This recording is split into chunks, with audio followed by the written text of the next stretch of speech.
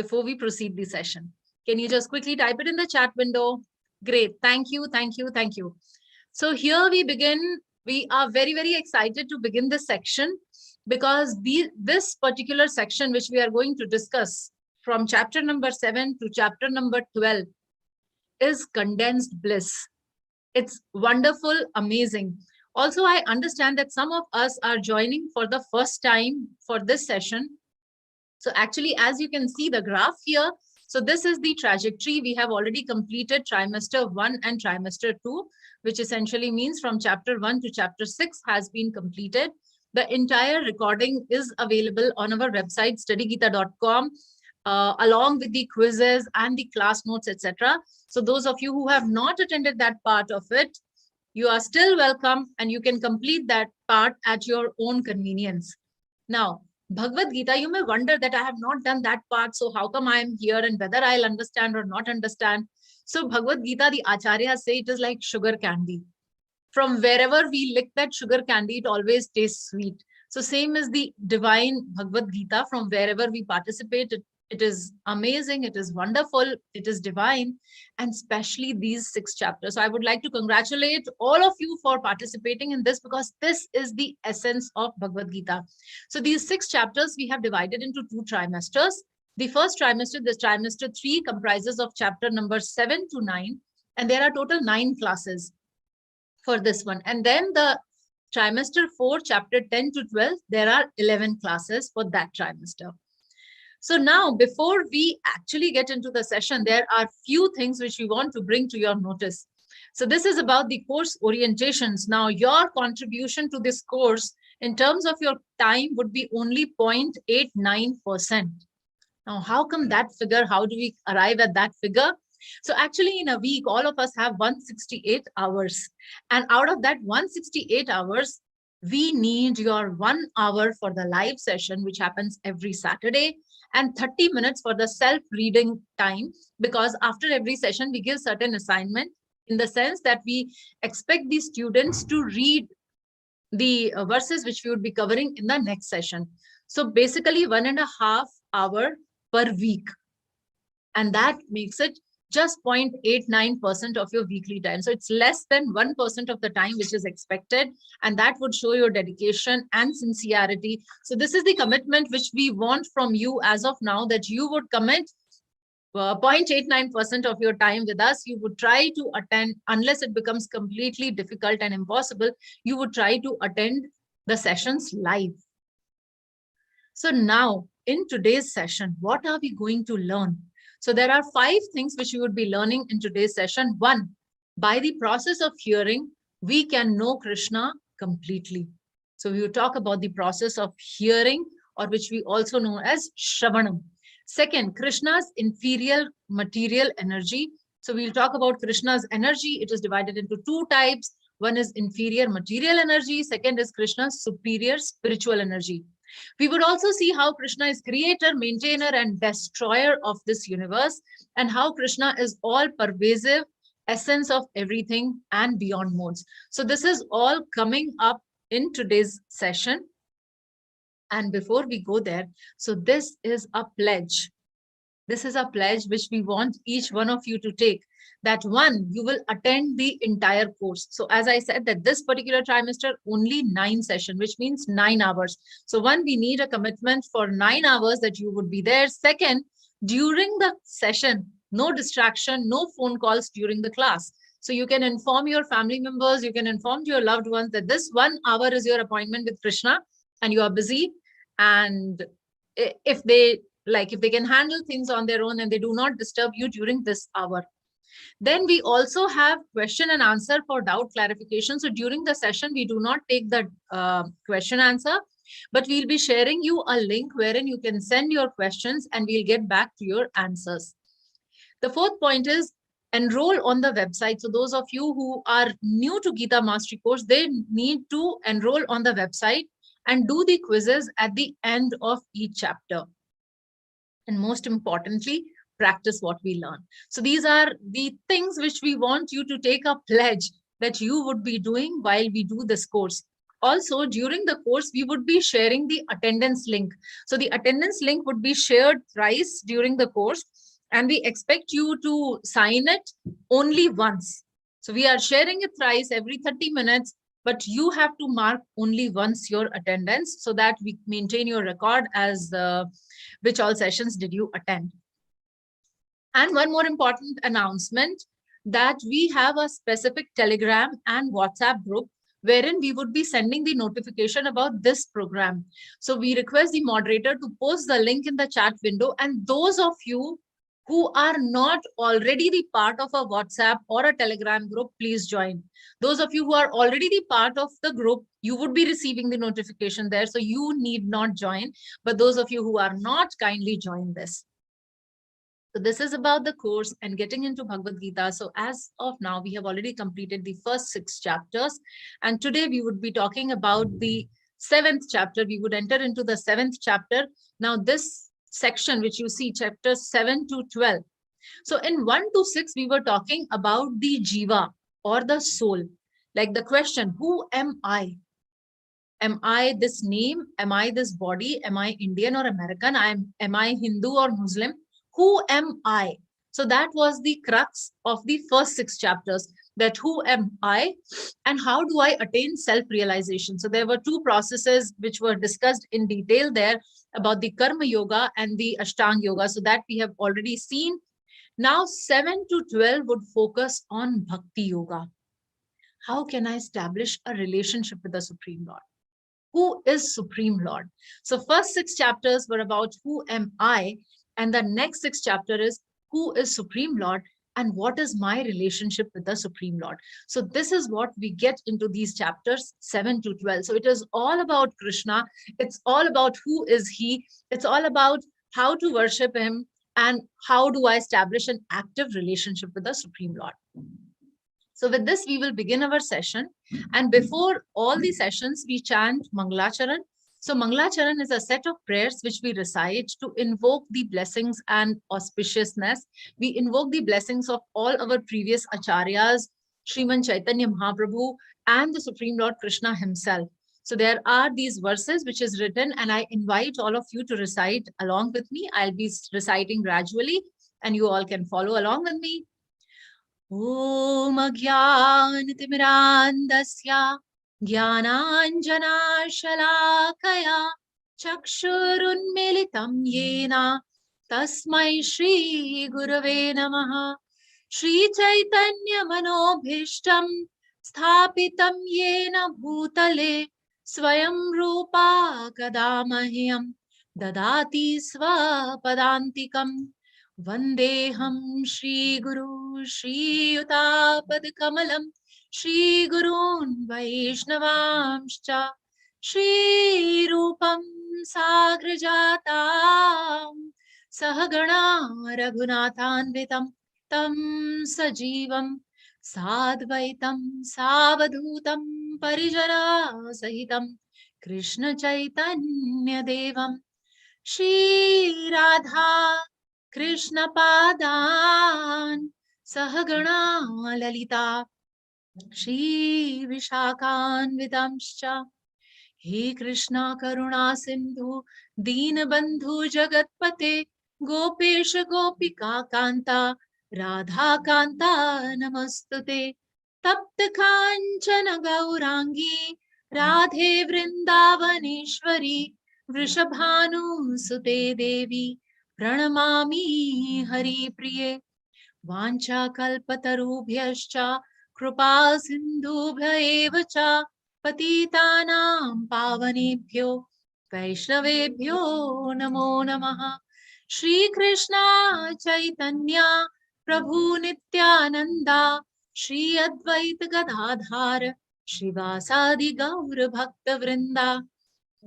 Hare Krishna Krishna Krishna Hare Hare Hare Rama Rama Rama Hare Hare.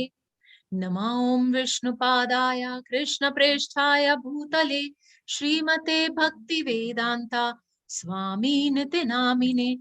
Namaste Saraswate Deve Gauravani Pracharine Nirvishesha Shunyavadi Paschatya Deshatarini.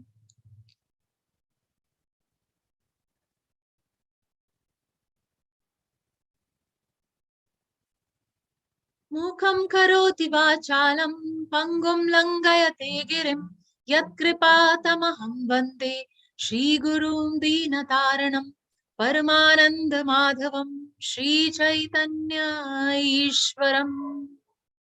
So seeking the blessings, we get into chapter number 7. And here in front of you is the summary of this entire chapter. So this chapter total has 30 verses and it is divided into 5 sections. Now this particular chapter is very, very interesting and unique chapter. In the first section, we will see that Krishna is talking about how to acquire transcendental knowledge.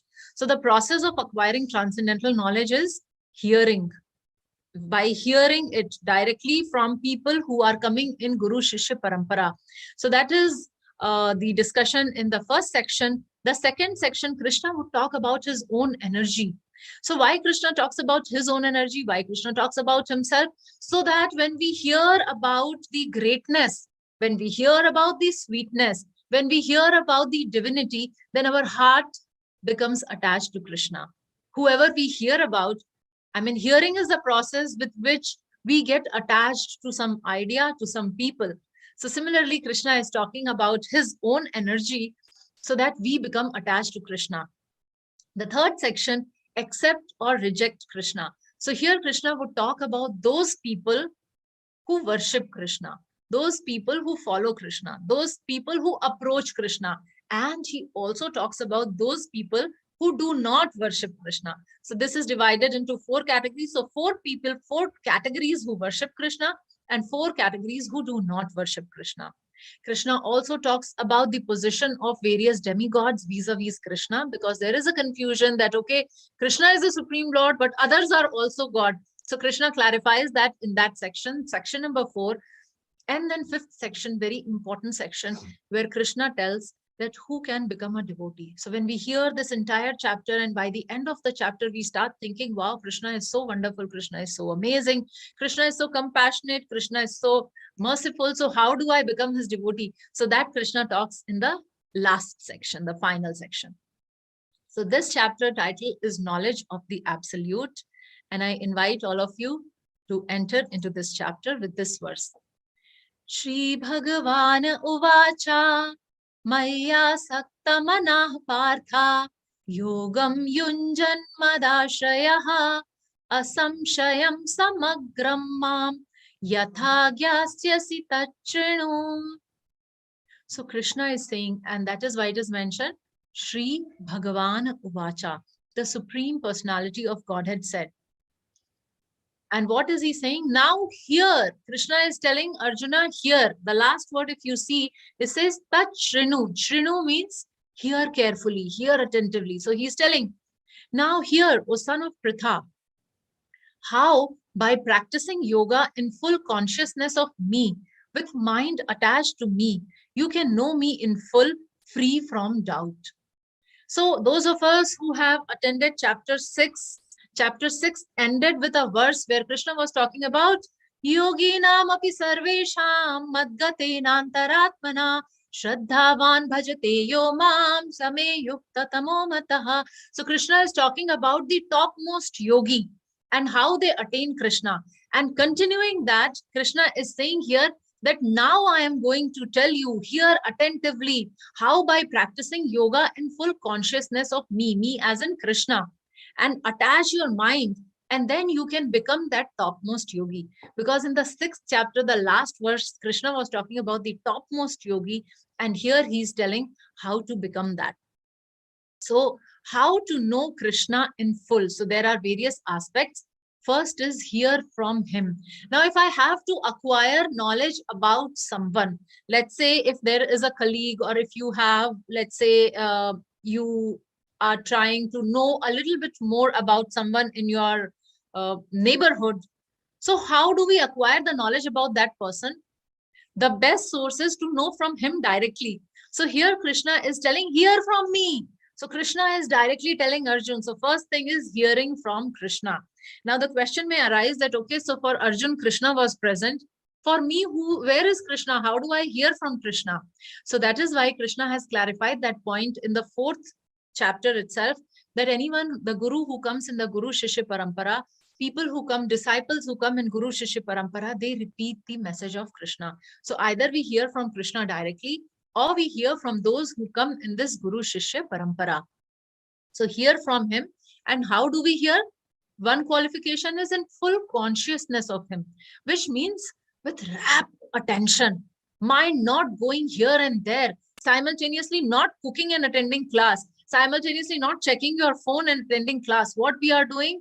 Turning on our videos and sitting as if we are actually sitting in a classroom, and with rapt attention listening to this message of Krishna. That is what he says, in full consciousness of me. The third point in this verse is practicing Bhakti Yoga. So Bhakti Yoga is actually the process of connecting with Krishna, the supreme yoga. Krishna will elaborate upon Bhakti Yoga in upcoming verses.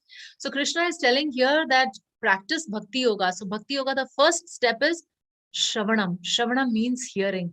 So all of you who have gathered here, even without your knowing, you are already practicing Bhakti Yoga just by logging in this session and giving a attentive hearing to this session. So you are already doing Bhakti Yoga. So that is what Krishna is saying, practicing Bhakti Yoga and mind attached to him, which means that I become favorably inclined towards Krishna and I want to think of Krishna. I want to please Krishna. I want to satisfy Krishna. So when my mind becomes attached to someone, like if there is a young boy and a young girl and they fall in love, so the mind, even if the girl is at her home and doing other things, yet the mind is attached to the boy. And similarly, boy may go to office or boy may be going to the college or whatever, but in his mind, he's thinking about that girl. So mind attached to him. So Krishna is telling here, mind attached to Krishna. So we may do our external duties, we may take care of our family, we may do so many other activities, but in our mind, we have to be attached to Krishna. So in that consciousness, we acquire knowledge about Krishna. So when this happens, then what happens? So here is a beautiful pictorial representation that when we start hearing about Krishna, so if you see the first picture, so we are hearing about Krishna, like all of you are hearing about Krishna. And then the second step is that Krishna becomes our best friend. So Krishna is already our best friend, but then we realize, so when we hear more and more about Krishna, then our heart softens and our heart becomes attached to Krishna. So we accept Krishna as our best friend and we invite Krishna in our heart. So when that happens, then the third step is that Krishna starts purifying our heart. So our heart is full of all so many unwanted habits, unwanted things which we want to do, and unwanted people whom we keep in our life. And Krishna starts purifying us from all those things. He actually takes the job of a sweeper and he starts scrubbing our heart and cleaning it nicely. And when the heart is clean, then the fourth step is development of transcendental knowledge. Because if my heart is unclean, if my heart is contaminated, then I cannot understand transcendental knowledge. If I have a lot of bad habits, or if I'm having a lot of sinful habits, then the transcendental knowledge would not reach my heart. So before that, heart needs to be purified, and then development of transcendental knowledge. And when we acquire transcendental knowledge, then the next step is we become fixed in devotional service of the Supreme Lord. And when we are fixed, then we acquire freedom from passion and freedom from ignorance. We no longer have limitation. We do not hanker for things.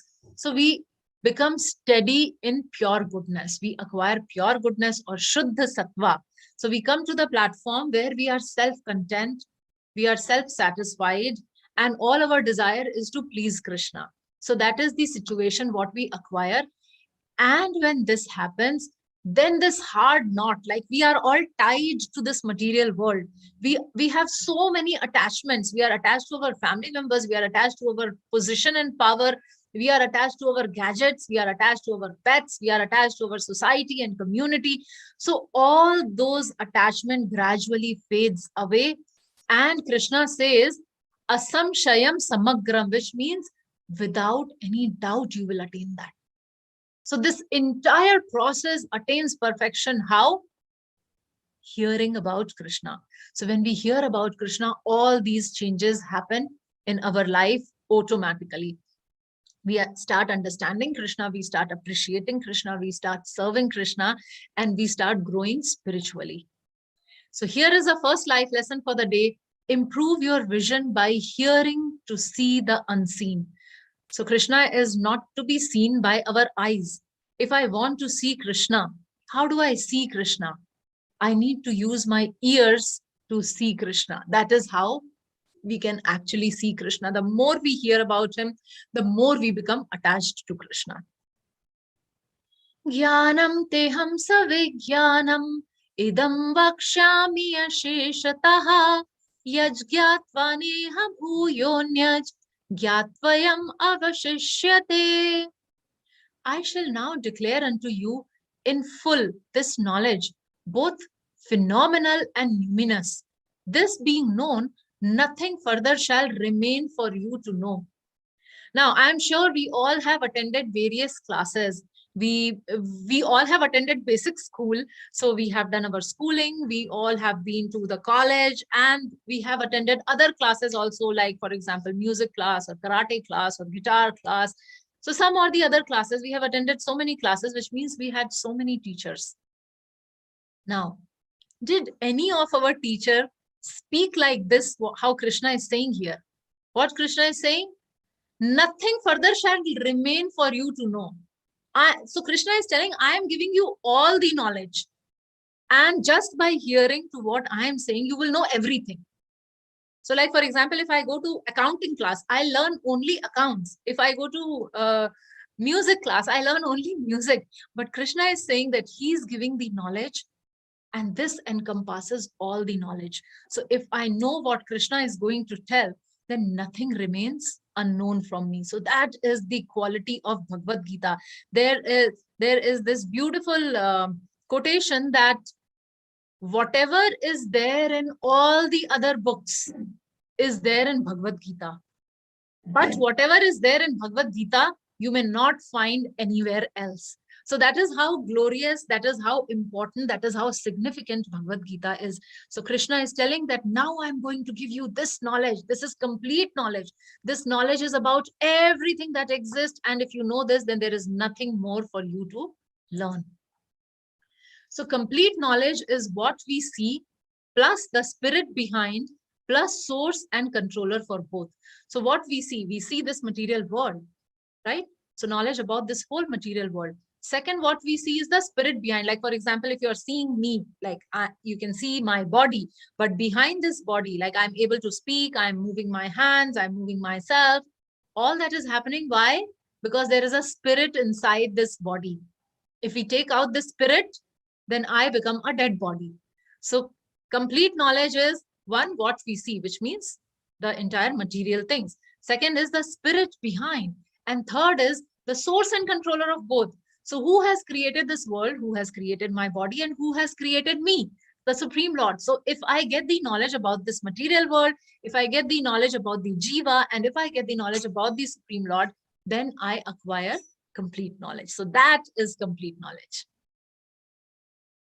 So now Krishna glorifies this knowledge, and Krishna says that he is going to talk about Gyan, and he's also going to talk about Vigyan. So Gyan means spiritual energy. Krishna is going to talk about the Jiva. Like as I was saying, the spirit behind this body. So Krishna would speak about the Jiva, and Krishna would speak about the Prakriti, or the entire cosmic creation.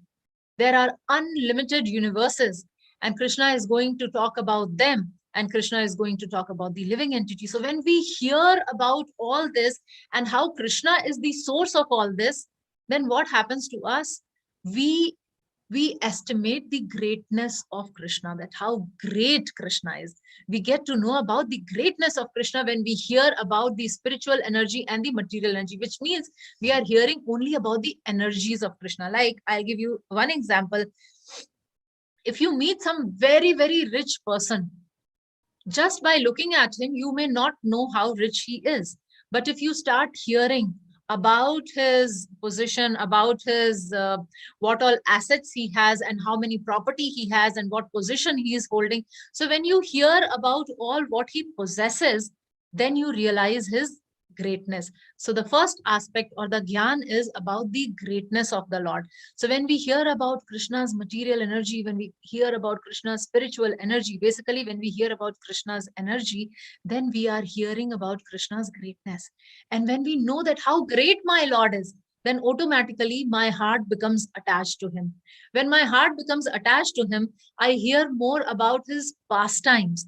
I hear, okay, so what this person, Krishna, what does he do? Okay, he has created this world, but what does he do? So then we hear, oh, he drives the chariot of his devotee Arjun. Oh, he steals butter from his devotees, the gopis. So we hear about various pastimes of Krishna. And when we hear the pastimes of Krishna, we realize the sweetness of Krishna. So the greatness and the sweetness. So when we hear both, that is the knowledge which Krishna is going to give here to reveal to Arjuna. And why is he giving this knowledge to Arjun?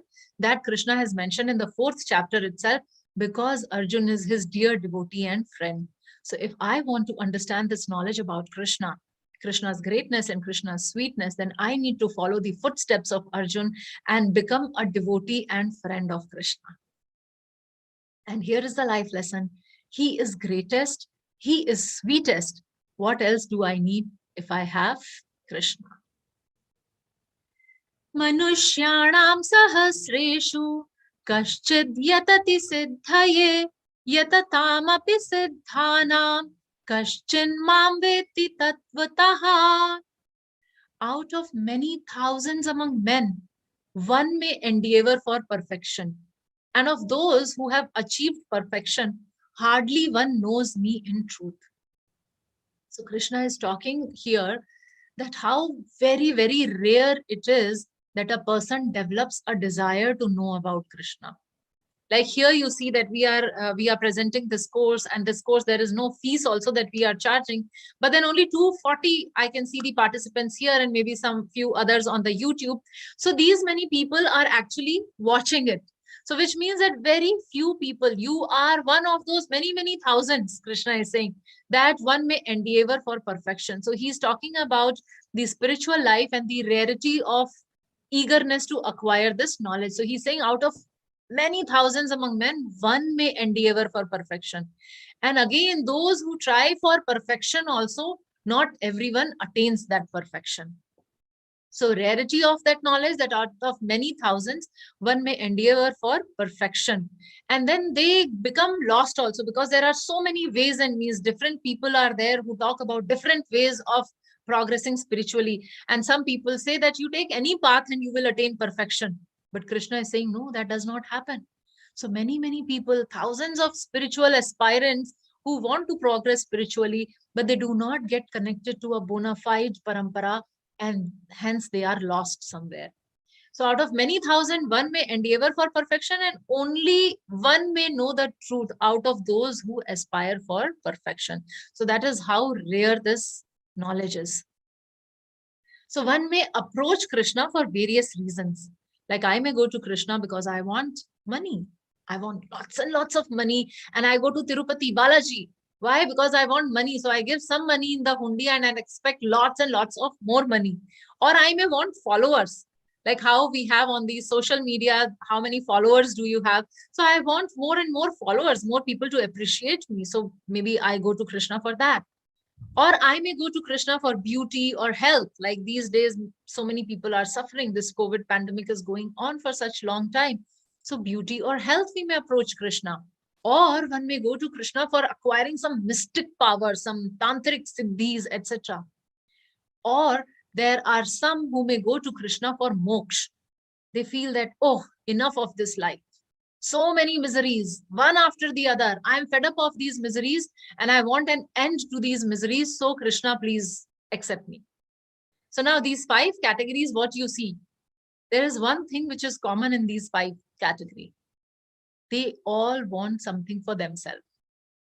So they are approaching Krishna, but they are not approaching Krishna to please Krishna. They are not approaching Krishna to serve Krishna. Even if one who's desiring moksha, he's not approaching Krishna to serve Krishna. Why is he approaching? Because he wants something.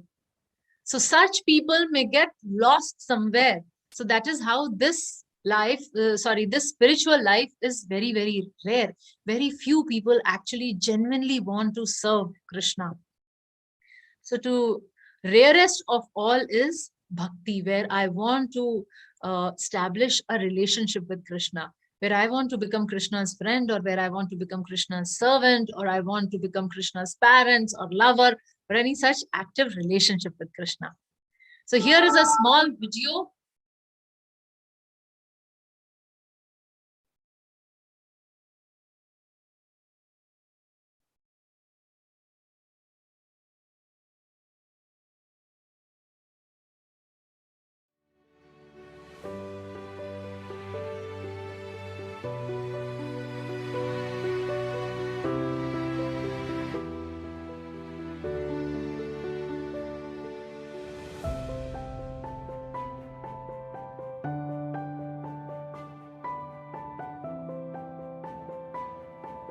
So what we saw just now is that innumerable species of life, it's so rare to get a human form of life. After so many human form of life, one may aspire for perfection. And so many who are aspiring for perfection, only one may attain this process of bhakti yoga. So this was the first section. Moving towards the second section, where Krishna is going to give this knowledge. So far he was talking, he was telling that please hear, and now he is going to reveal things about himself. He's going to talk about his own energies. So as I said, that Krishna is going to talk about his energies so that we become attracted to Krishna. Our heart becomes attracted to the Supreme Lord.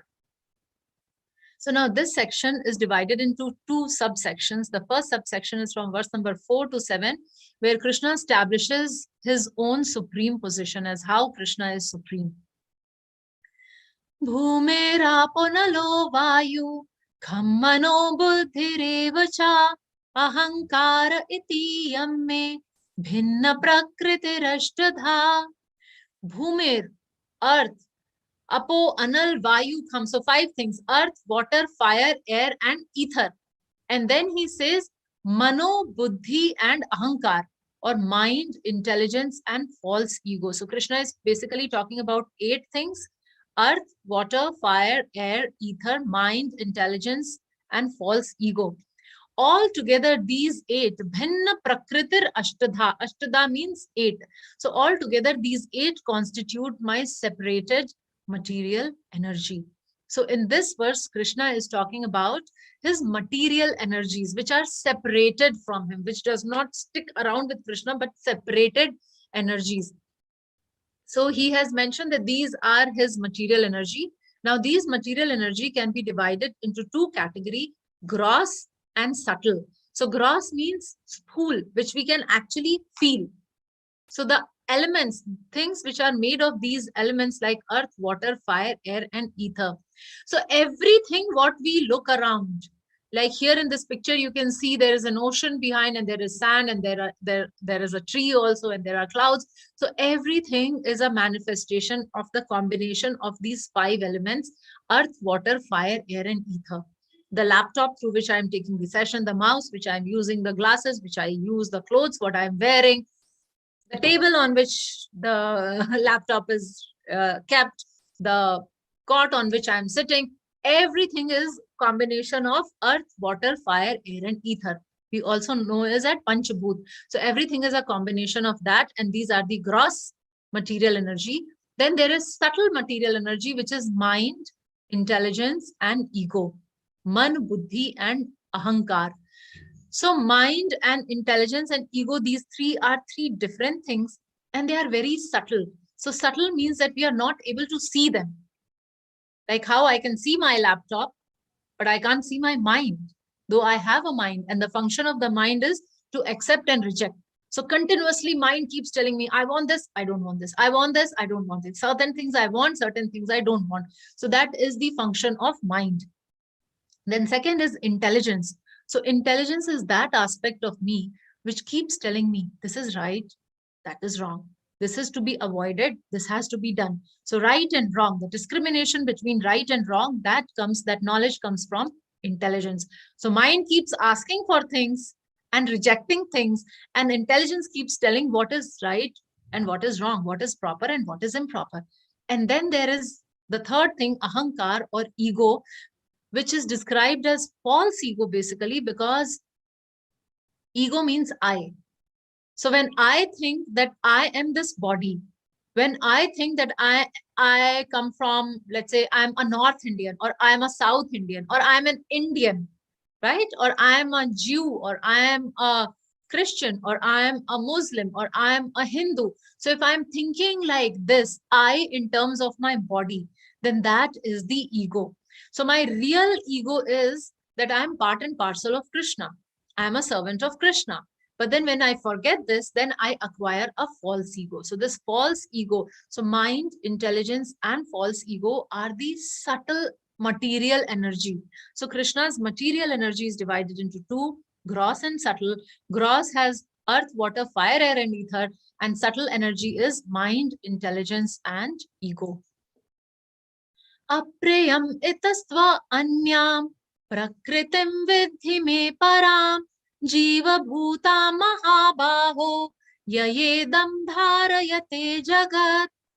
So now Krishna is talking about apart from this, what is there? So he says, besides these, O mighty armed Arjun, there is another superior energy of mind, which comprises the living entity. Jiva Bhuta Mahabahu, Jiva or Jiva Bhuta. So living entity. And what are these living entity doing? Exploiting the resources of this material inferior nature. So now Krishna is putting it into two categories. The verse number 5, which we discussed before, Krishna was talking about his material energy. In this verse, he is saying that this material energy is inferior. And here in this verse, he is saying that he has another superior energy, which is the living entity. So two types of energy, and the jiva, the living entity, the life force, which is there in which we actually are. So Krishna says that we all are superior spiritual energy. So now why we are superior? Because we are spiritual in nature. We are all spirit souls. We are all spiritual. And whatever we survey around us, everything is material. So we become superior because we know how to utilize the objects for our pleasure. Like Krishna has given us this body. Now this body is non-living. But when the spirit soul resides in this body, then then the body becomes a living thing. So in our science classes in second or third standard, we were taught about the difference between living and non-living. So living, actually, whatever was told to us as living is also a combination of living and non-living, because this body is non-living and the spirit which is behind this body making it run, that is actually living. So we are superior because we know how to utilize this body to give me satisfaction. Like I know what to eat so that my tongue is pleased and then I feel happy, right? And I can, so Krishna is saying that I am busy exploiting the resources of material inferior nature. So everything, whatever I survey, I want it to be utilized in my service. So that is why we are actually exploiting the material nature. It is also said that we are qualitatively same, but quantitatively different. So which means that because we are spiritual and Krishna is also spiritual, so we have same quality that way. But quantity wise, he is Vibhu and we are Anu. We are also known as the marginal or Tatast Shakti. So Krishna has basically three types of energies. One is his material energy, which we discussed in verse number 5. Then is his marginal energy, which he's discussing in this verse. And there is also his spiritual energy. So there are three types of energy: spiritual, material, and the marginal. So now the marginal, we are standing at the margin and we can continue staying in this material world, or we can actually go back to the spiritual world. So that is why we are at the margin. So this is about us. So gross matter, subtle matter, and spirit. And Krishna says that he is the source of everything. So all the gross matter, that is earth, water, fire, air, ether. All the subtle matter, that is mind, intelligence, and ego. And spirit, that is the jiva. And Krishna is the source of all three of them. So here is a life lesson. Energies are always controlled by the energetic, And therefore, the living entities are controlled by the Lord and have no independent existence. So we should not feel that, okay, so I am separate from the Lord. I am independent of the Lord. See, I am actually an energy of the Lord. Just like when we see sun and sunshine. So the shine of the sun is actually the energy of the sun. So similarly, we are all energy of the Supreme Lord, and we should be utilizing ourselves in serving the Supreme Lord. एतद् योनीनि भूतानि सर्वाणीति उपधारया अहं कृत्स्नस्य जगता प्रभवः प्रलयस्तथा मत्तः परतरं नान्यत् किंचिद् अस्ति धनञ्जया मयि सर्वम् इदं प्रोतं सूत्रे मणिगणा इव. All created beings have their source in these two natures. Of all that is material and all that is spiritual in this world, know for certain that I am both the origin and the dissolution. So now in this verse, so in the previous two verses, Krishna was talking about his energy. In this verse, verse number 6, Krishna is actually talking about himself. So he's talking about the connection between his energy and himself. And he's saying that everything which is material and everything which is spiritual, he's saying that he himself is the origin, which means everything is coming from him. He is the first person who started everything. So he is the origin and he is the dissolution. So he is the beginning and he is the end for all the things what we see. He continues saying that, O conqueror of wealth, there is no truth superior to me. So before Arjun starts thinking that, okay, Krishna, so you are the beginning and you are the end, but still there can be somebody superior to you. There can be someone who's beyond you. So Krishna is telling here, O conqueror of wealth, there is no truth superior to me. So Krishna is establishing that fact that he is the Supreme Lord. He's saying there is nobody superior to me. Everything rests upon me as pearls are strung on a thread. So Krishna is giving here a very beautiful example of a pearl necklace. So if we have seen a pearl necklace, now all those tiny little pearls are actually glued together because of the thread. A thread actually holds all the pearls and gives it the shape of the necklace. If we remove the thread from there, then there are pearls, but there is no necklace. So we can say that just like the thread maintains the necklace together, similarly, Krishna is the maintainer. Krishna is maintaining this entire cosmic manifestation. So here in this verse, in these two verses, Krishna is talking about himself. He's saying Krishna is superior to both matter and living entity. Krishna is the cause of creation and destruction. Krishna is the maintainer of both worlds, just like thread in pearl necklace. And Krishna has no superior source or truth. So he is the topmost and there is no one beyond him. So this is what he is talking about himself. So we discussed about energy, and here we are discussing about the energetic, from whose this energy is coming from. Krishna is the most worthy of worship. As we are believing in Bhagavad-gita and what Krishna is saying, according to that, Krishna is the most worthy of worship. I request to moderator kindly share the attendance link so that everyone can mark their attendance if they had not marked already. Getting into the next subsection, verse number 8 to 11, all-pervasive Krishna, the essence of everything. Rasoham apsu kaunteya prabhasmi shashi suryayo pranavah sarva vedeshu shabdah khe paurusham rishu. So now Krishna is going to give various examples as how can we understand the topmost position of Krishna. In the previous verse, Krishna has already mentioned that there is nothing beyond him. So now Krishna is going to tell who he is. So now we have experience only of this material world.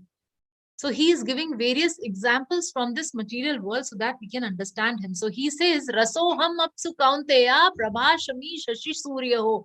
I am the taste of water. Rasoham apsu kaunteya. I am the taste of water. So now we all would know that if we are thirsty, no matter how many glasses of juices, etc., we drink, But when we are really thirsty, all we want is one glass of water.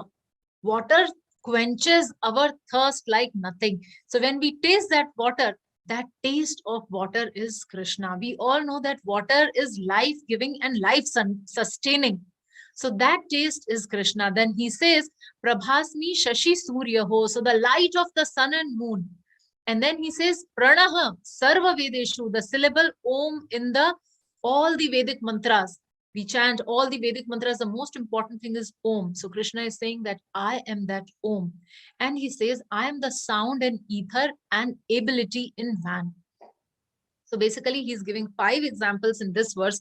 First is the taste of water, because water is life sustaining. Second is Om of Vedic mantras, because that is the most important element. We approach the Supreme Lord by reciting Om. Third, he says light of sun and moon. So now Krishna is the source of Brahma Jyoti, that light which comes from the body of the Supreme Lord, the Brahma Jyoti. And from there, the whole universe gets light. So the light which sun gives us, so for us, the source of light is sun and moon. But from there, the sun and moon get their light.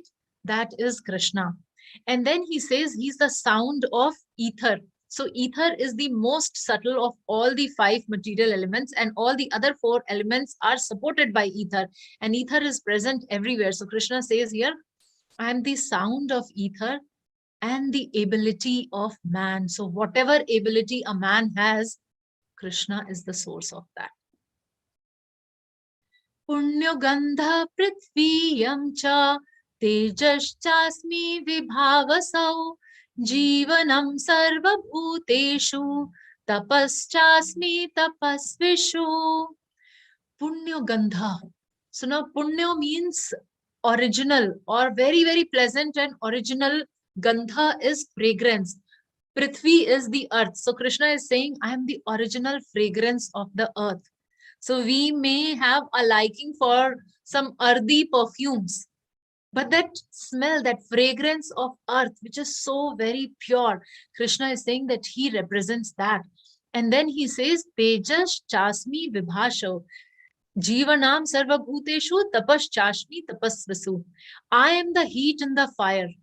Now, if there is fire which does not give any heat, it is no longer fire. So Krishna is saying that that heat of the fire is actually Krishna. I am the life of all that lives. So there are so many varieties of living entity, starting from single-celled animals to complex creatures like human beings. And Krishna is saying, I am the life. He's the spirit behind all that lives. And I am the penances of all ascetics. So whatever ascetic they perform, tapasya, ascetic means tapasvis. So tapasvis, they perform lots of austerity. So that strength, that power, that ability through which they are doing tapasya, that is actually the Supreme Lord Krishna. Bijam mam sarva bhutanam vidhi partha sanatanam buddhir buddhimatam asmi tejas tejasvinamaham. O son of Pritha, know that I am the original seed of all existence. Bijam, bij is seed. Bijam mam, I am that seed. Sarva bhutanam. So for all the existence, whatever is existing here, I am the seed giving father. I am the original seed. And then he says, I am the intelligence of the intelligent and the prowess of all powerful men. So Krishna is the, so whatever living and non-living things, whatever we see around us and whatever we are not able to see also, everything actually the source is Krishna. Then in any person, the most important attribute, the most important quality is his intelligence. And Krishna says that he is the intelligence of the intelligent. And whatever power or prowess a man has, a powerful person. So if a powerful person is deriving his power because he is very popular, so that popularity is Krishna. Because he is very handsome, so that beauty is Krishna. Because he is very strong and powerful, that strength is Krishna. Because he is holding very important position, so that fame is Krishna. So all the prowess of powerful man is actually Krishna. So all these are various variegated energies of Krishna which he is describing here. Balam balvatam chaham kamaraga vivarjitam dharma viruddha bhuteshu kamosmi bharatarshabha.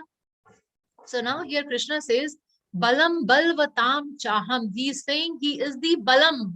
He is the strength of strong.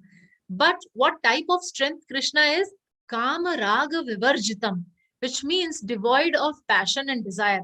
So if a person is very, very strong, actually in the ancient, in the Vedic time, those most righteous kings who were very, very powerful, so they would utilize their strength in protecting those who were less powerful, like who were poor or who were suffering. So they would utilize their strength in protecting them, not for their self-interest, but for serving the humanity. So Krishna is saying that he is that type of strength which is used for others, which is devoid of passion and desire, where the person is not constantly hankering for more and more and more for his own pleasure, but he is utilizing it for others. And he says, I'm sex life, which is not contrary to religious principles, O Lord of Bharatas. So now Krishna is saying that he is not discarding the fact that a person should not have sex life, but what he's saying that a person should engage in sex life with his own duly wedded wife and for the purpose of progeny. So that sex life is actually represented by Krishna. So regulated sex life based on religious principles. So actually it is described in the scripture that there is a sanskar when a husband and wife, when a couple come together and they want to start a family. So there is something called Garbhadan Samskar. So that is the first samskara which they have to do before starting family, not after conceiving the child, but before starting the family, because that is how during this samskara they invite that the most auspicious, a devotee soul should come to my womb.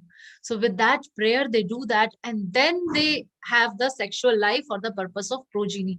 So Krishna is telling that such life is me there. So strength of strong without lust and anger, and regulated sex life based on religious principle. Krishna is not only the source, cause, and basis of everything, he is also the essence of everything. So Krishna is explaining here that how he is the essence of everything that exists.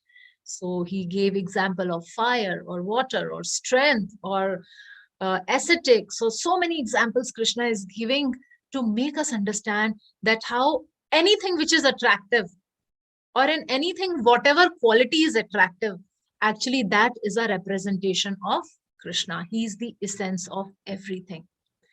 Ye chaiva satvika bhava rajasastamashascha ye matta eveti tan vidhi natva aham teshu te mai. Know that all states of being, be thy of goodness, passion, or ignorance, are manifested by my energy. I am in one sense everything, but I am independent.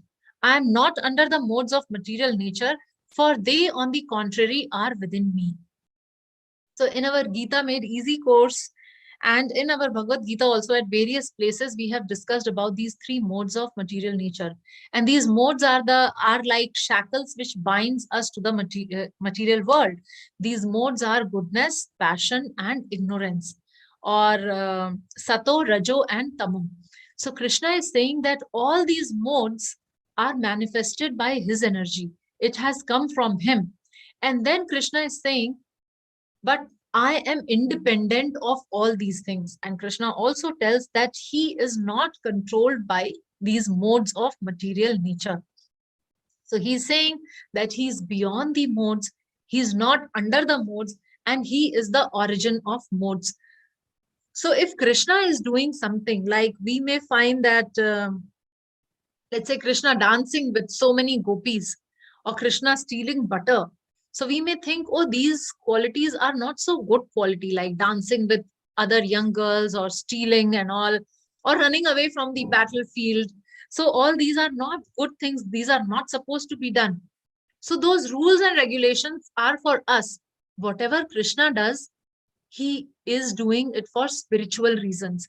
So Krishna is beyond these modes, and Krishna is doing everything in complete spirituality. So these modes are not applicable on Krishna. So actually there are three categories, three types of personalities. One is gunadheen. So guna means goodness, passion, ignorance. These three gunas. Gunadheen, which means people who are under these modes, like you and me and all of us, we are actually controlled or governed by these modes. Then the second category is gunateet. So gunateet are very, very exalted devotees. Like here we have put the picture of Lord Shiva. So these exalted devotees, these modes do not impact these exalted devotees. And the third category is Gunashish. Now, Gunashish, there can be only one person who's the master of these three modes. So that master or Gunashish is Krishna. So Gunadheen is all of us, the living entity. Gunateet are very, very exalted devotees on whom the modes have no impact. And Gunashish is one under whose control the modes of material nature are. Modes control us, Krishna controls the modes. So take shelter of Krishna in case you want to get out of the clutches of modes. So with this, we have come to an end of today's session. We discussed from verse number 1 to verse number 12, and the memory verse in today's section is 7.3. Also, for the next section, for the next session, we expect you to study from verse number 13 to verse number 20. So that is your reading assignment for next week. We will be covering that particular section. Before we end, so today we have read these various things. First is about the process of hearing, because we heard in the first verse itself, Krishna was telling, touch, shrinu, or hear carefully. So by the process of hearing, we can know Krishna completely. Second and third point about Krishna's inferior material energy and superior spiritual energy, we learned today in various verses about gross, subtle elements, and then the living entities. Then we discussed about how Krishna is creator, maintainer, and destroyer of the universe in verse number 6 and 7. And then we discussed that Krishna is all-pervasive, essence of everything and beyond the modes in verse number 7 to 12. So with this, we have come to an end of today's session. Hare Krishna, Krishna Krishna, Hare Hare, Hare Rama, Rama Rama, Hare Hare. So you'd be happy to hear from you. Anyone has any doubt or any comment, you can raise your hand and we would ask you to speak up. So I see a hand up here, but the name is not changed. I'm requesting you to unmute yourself. VBSBALIC. Can you please unmute yourself?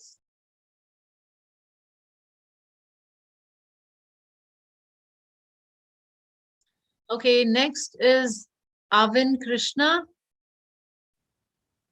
Hare Krishna Mataji. Hare Krishna. The class was very interesting. Thank you. Actually, we should thank Krishna.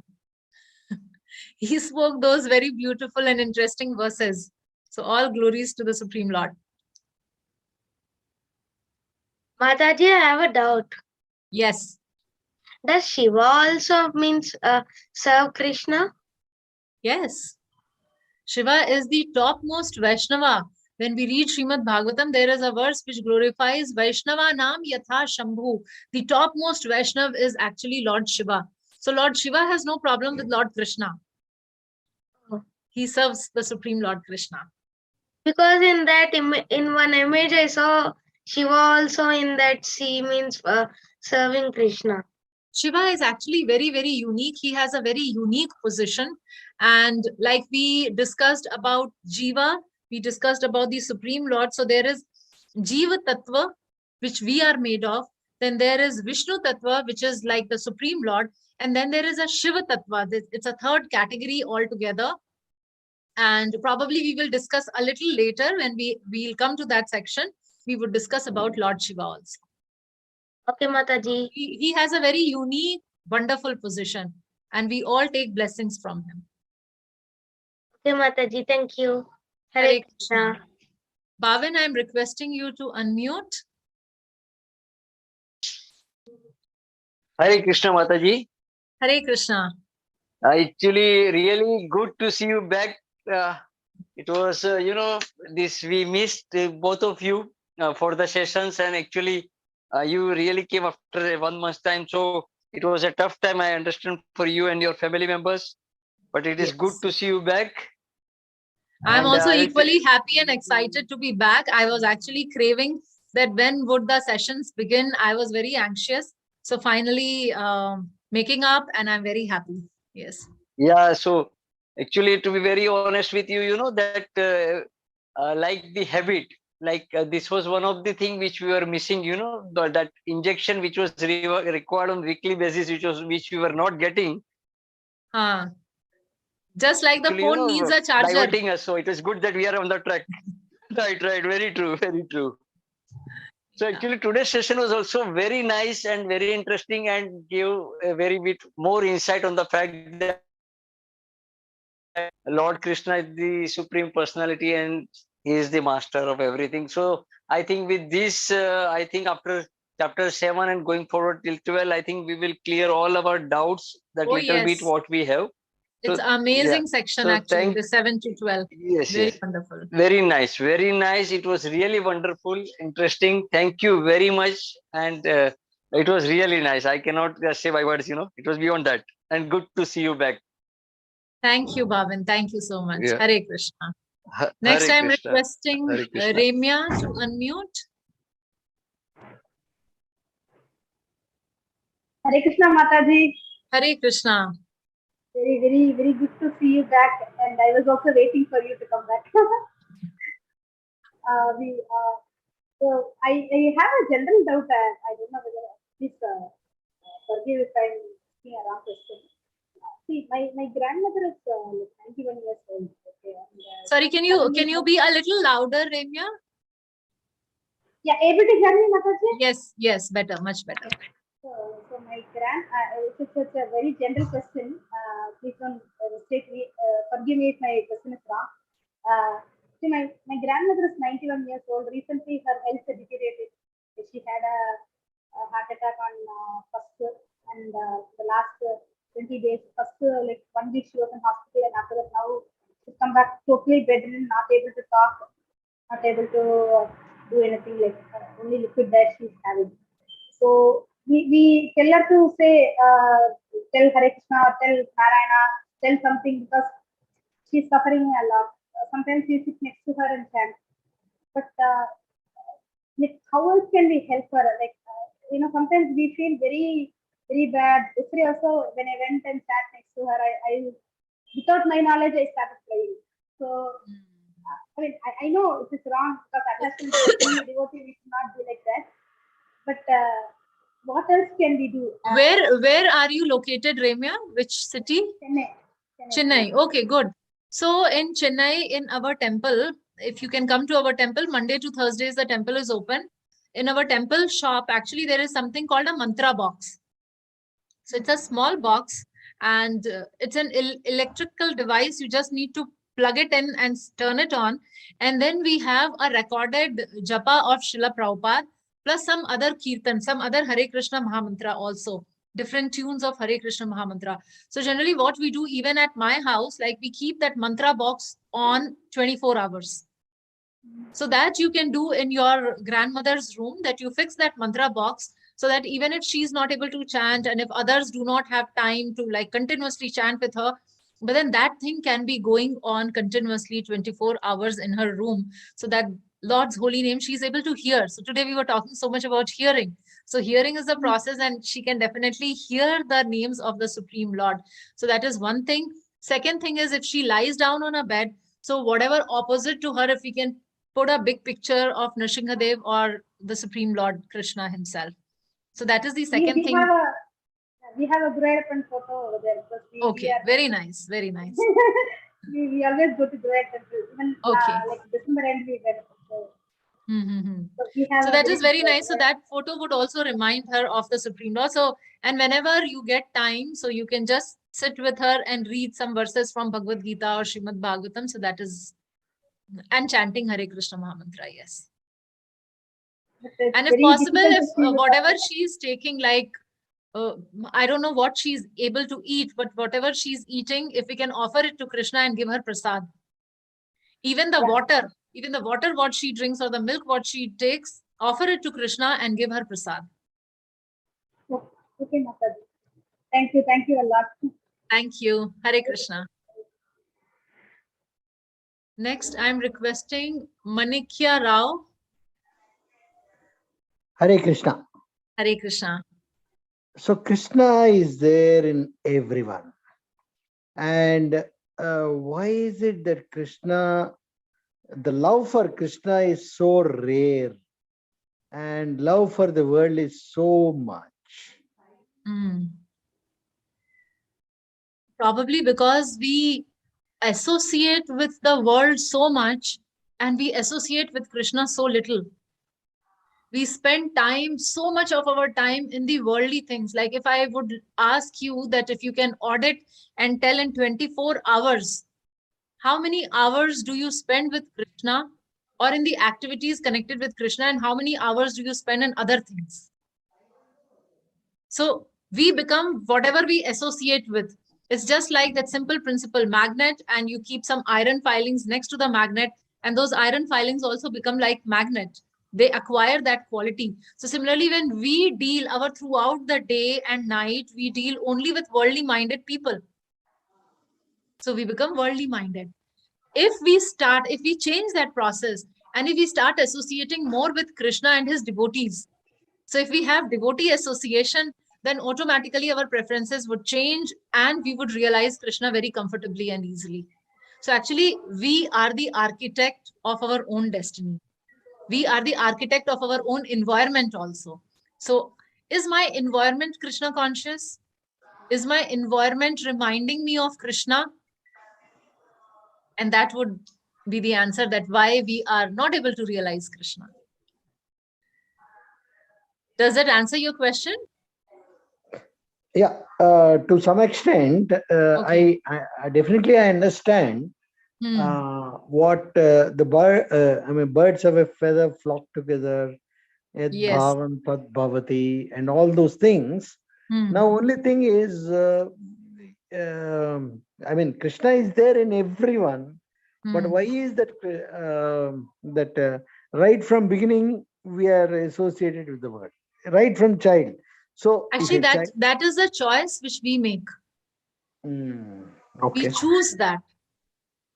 Like for example, if there is an option that you go for a family wedding or you go to the temple for some kirtan or something, which one do I choose?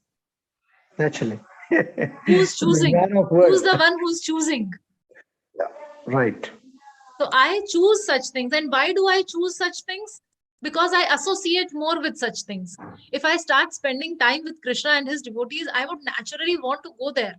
And maybe as a matter of duty, I may go and attend the wedding also, but my heart would be there with Krishna. So mind thinking of Krishna.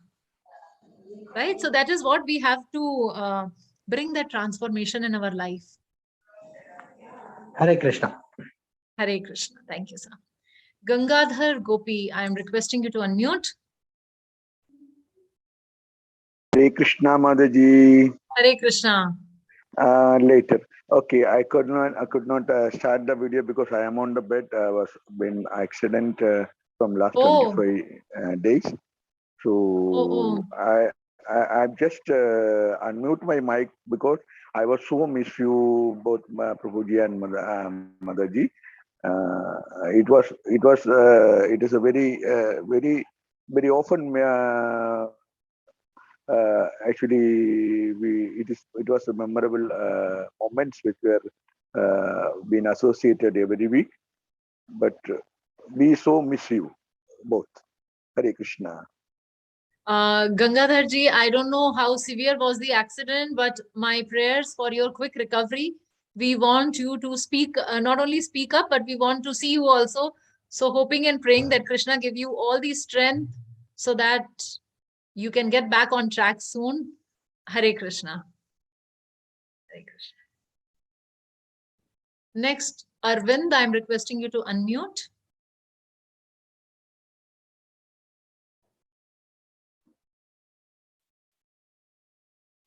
Hare Krishna, Arvind.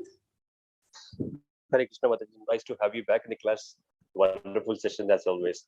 So, just a query. Today in this session, you covered saying there are personal motives through which devotees approach Lord. One of the motives you said was moksha, or asking for liberation. We also come across. I thought that was a good starting point to approach Krishna, but having learned today that's a personal motive. I don't know how to then approach Krishna, because if whatever we come across, there is a personal motive. Back to Godhead is what we say. If that is also there is a personal interest in that. How do we approach this? You can Actually, Arvind, if we start listening to the prayers of the exalted devotees, like if we read Srimad Bhagavatam or if we read Chaitanya Charitamrita and we discover the prayers of these exalted devotees, so they would pray for things like, I want to be in devotee association, birth after birth after birth. Or they would pray, I want to be engaged in your service, Krishna, either in heaven or in hell or in Golok Vrindavan, wherever you desire, you can keep me. If you want to embrace me, you embrace me. If you want to leave me brokenhearted, you leave me. But all I want is your service. So that service, that is the highest. So we'll be reading in the next section when Krishna talks about different categories of people who approach him. So yes, people approach Krishna for wealth. People approach Krishna for relief from distress. People approach Krishna for moksha. Krishna says that they are also fine. They are also fine because Krishna is happy that at least they are approaching Krishna. But then simultaneously, they are not the best. So the best, who's the best, that Krishna would talk about in chapter number 8. So where he would talk about his Ananya Bhav, those who are constantly thinking of Krishna. So for example, somebody like Yashoda Maya or all the Brajvasis. So their constant meditation is, how can I serve Krishna? Yashoda Maya, though she is mother of Krishna, and sometimes we find that she's chastising Krishna, but she's chastising Krishna because she thinks that being a mother, this is her service to Krishna. So they do anything, whatever they are doing. The gopis, when they dance with Krishna, they are dancing because they know that this would give pleasure to Krishna. So everything they do is for Krishna's pleasure. So that is the topmost devotee. Okay, thank you so much. Hare Krishna. Hare Krishna. Shri Padma, I am requesting you to unmute. Hare Krishna, Mataji. Hare Krishna. I'm so glad I am the part of Gita Made Easy. The signal is very low, so I couldn't, That's okay. That's okay. Yes. Maybe next time you turn on your video. Yeah, sure, ma'am. Mataji, I have a question. If Lord, Krishna and Rama are the supreme personalities, Yes. in a part of Ramayana, consecration of Shivalinga is done by Lord Sri Ram. Yes. May I know more explanation about it? I mean, yeah, he could have said that I am the supreme personality. You can worship me. But why did he consecrated? It is just like not only at that one place, but we may find many places. Such example where the Supreme Lord is glorifying his devotee. Like if we read Chaitanya Charitamrita, so there Chaitanya Mahaprabhu, he goes to Ramananda Rai and he starts asking questions to Ramananda Rai. And when Ramananda Rai replies to his questions, he says, oh, only because of you, I am acquiring this knowledge. Otherwise, I did not know all these things. And then Ramananda Rai says that you are the Supreme Lord and you are making me speak, and I am speaking whatever you are making me speak. But then the Supreme Lord wants to glorify his devotees. So Srila Prabhupada gives a beautiful example to understand this situation. He says that if the father, out of love, he picks up his small boy, his toddler, and he puts him up on his shoulder here. So does that mean that the boy has become the boss of father? So that is not the intention, but the point is that father is so pleased with that boy that he's picking him up and keeping him on his shoulder. So similarly, Lord Shiva is the topmost Vaishnava, as I was telling you. So Supreme Lord is very, very, very happy with him. So there are various pastimes which Krishna or Rama, they do for the pleasure of devotees. And there is a constant competition between Krishna and his devotees. So the devotees want to serve Krishna, and Krishna in turn wants to serve the devotees. Another example could be like in this Bhagavad-gita itself. Now, becoming a driver is a very menial position. Nobody aspires to be a driver. Why Krishna became a driver of Arjuna? There were so many others who could have become the chariot driver of Arjuna, but Krishna takes that position. Why? Because he feels so much of love and affection for Arjuna. So such incidents, when it happens, it's because of that very sweet, loving exchanges between the devotees, devotee and the Supreme Lord. So hope that answers your question. Hare Krishna.